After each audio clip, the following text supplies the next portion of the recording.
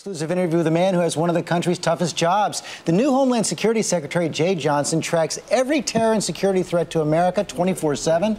And our senior justice correspondent, Pierre Thomas, went behind the scenes with him to get an inside look at those challenges. Good morning, Pierre. Good morning, George. It can be an unforgiving job. Jeh Johnson is one of the key people the taxpayers pay to worry about all the ugly, dark threats to literally be at the center of every bad storm. It's 6:28 a.m. and the new Homeland Security Secretary arrives at an agency born out of the 9/11 nightmare. A nightmare Jeh Johnson experienced firsthand in an intensely personal way. I was born September 11th, 1957. And were you in New York on 9/11? I was in Manhattan, and I remember looking out the window, and I could see the World Trade Center on fire. And within minutes, I saw the second plane hit. You actually saw it? Yes, and I saw the buildings collapse.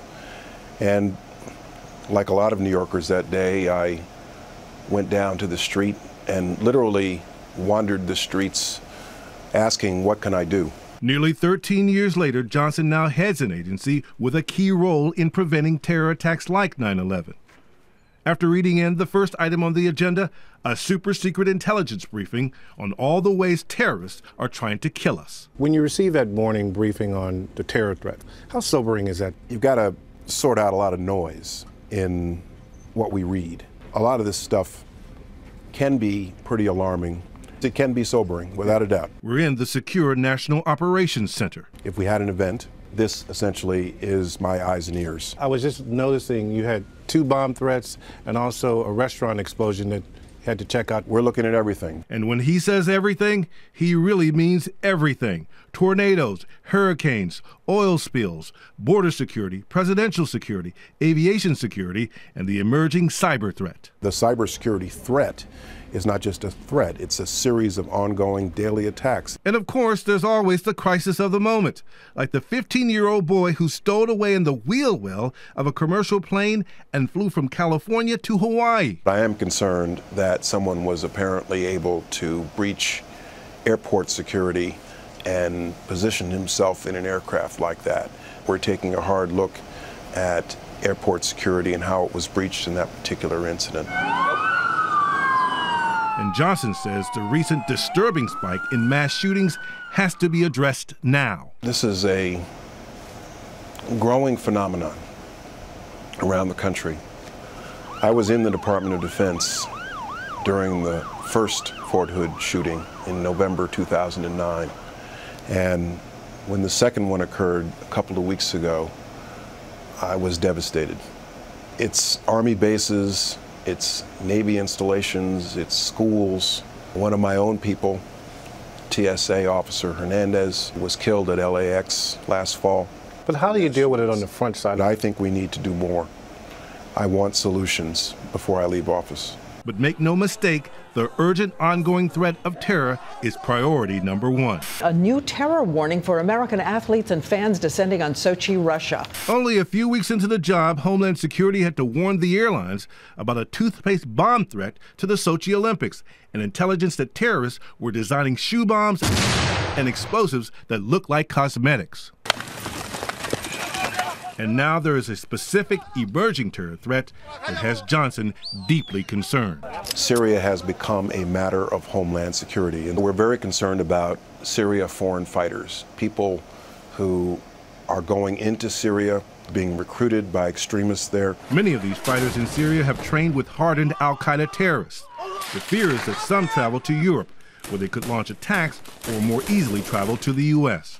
We've been working together on sharing information, tracking these individuals. Any concern that some of them have been in the U.S.? We are continually monitoring the situation, and we are concerned, yes. Last week's drone strikes in Yemen reminded us that al-Qaeda in the Arabian Peninsula remains a lethal threat. That's the al-Qaeda affiliate responsible for the Christmas 2009 plot to use an underwear bomb to blow up a plane over Detroit. It's still very active. They're still making efforts to attack the homeland. Today, they've tried several times in the past, and AQAP is still active, and we have to be vigilant. And then there's the threat much closer to home. We also have to be concerned about the lone wolf, the independent actor, and we've seen a lot of that. The Boston Marathon bombing a year ago is a perfect example of that. While national security threats consume much of his time, Johnson is about to wade into the hot-button issue of immigration. On Friday, dozens of protesters marched to the Homeland Security, Immigration and Customs headquarters, confronting the agency over deportation. President Obama has been promising immigration reform, but what he has given the people is actually record numbers of deportations and violations of their civil rights. In response to critics, last month, President Obama asked Johnson to oversee a review of deportation policy. The president said he wanted you to come up with a more humane approach to immigration. Yes. What does that mean? Immigration laws, or any other law, needs to comport with American values. And one of those American values is respect for human dignity. I also believe one of those American values is respect for the sanctity of the family unit. But does that mean that people who are here illegally, who have not been committed crimes, have less to worry about? It means that I am looking for ways to more effectively enforce and administer our immigration laws. But this week, 22 Republican senators sent the president a blistering letter expressing their grave concerns that changes under consideration would represent a near complete abandonment of basic immigration enforcement. Some critics on the right saying, hey, you're not enforcing the law. I don't understand those who say we are not enforcing the law. We are enforcing the law every day. None of what I can do, however, is a substitute for action by Congress. We have an immigration system in this country that is not working.